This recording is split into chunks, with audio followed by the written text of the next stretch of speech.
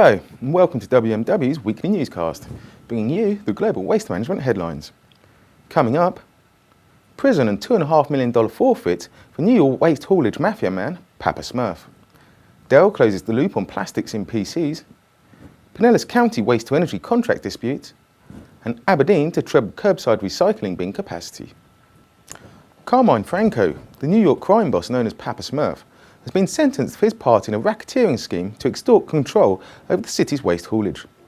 Franco, an associate of the Genovese crime family, pled guilty back in November last year to participation in a conspiracy to commit mail and wire fraud, and to transport stolen cardboard across state lines.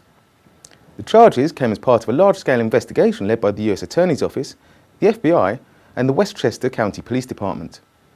Franco was sentenced to 1 year and 1 day in prison and ordered to forfeit $2.5 million to the United States. Computer manufacturer Dell is to use UL Environment certified closed-loop recycled plastics in its new PCs.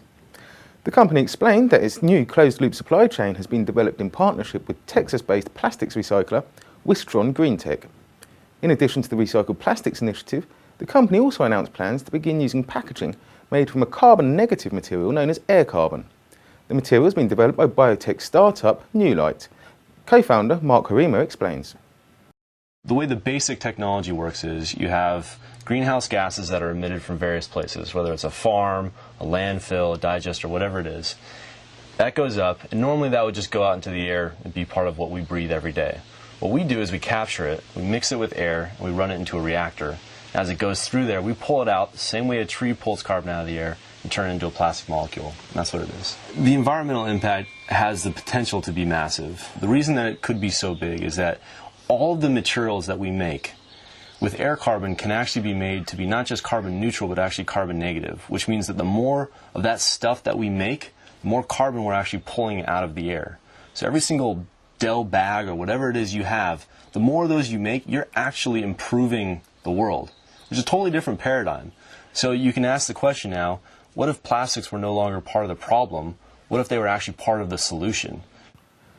GCS Energy Recovery is to fight a decision by Pinellas County that would prevent it from trying to bid for a contract to operate the $800 million Pinellas County waste-to-energy plant.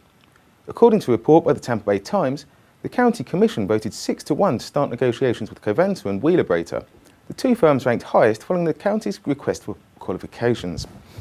The report said that as the lowest ranked of the four companies that submitted qualifications, GCS will not be allowed to bid in the process. The company's president, Dan Elias, was reported to have said after the meeting that the evaluation process was flawed and that he plans to submit an official bid protest. Aberdeen City Council's Housing and Environment Committee has made a proposal to increase the capacity of curbside wheeled bins as part of an effort to increase recycling and landfill less.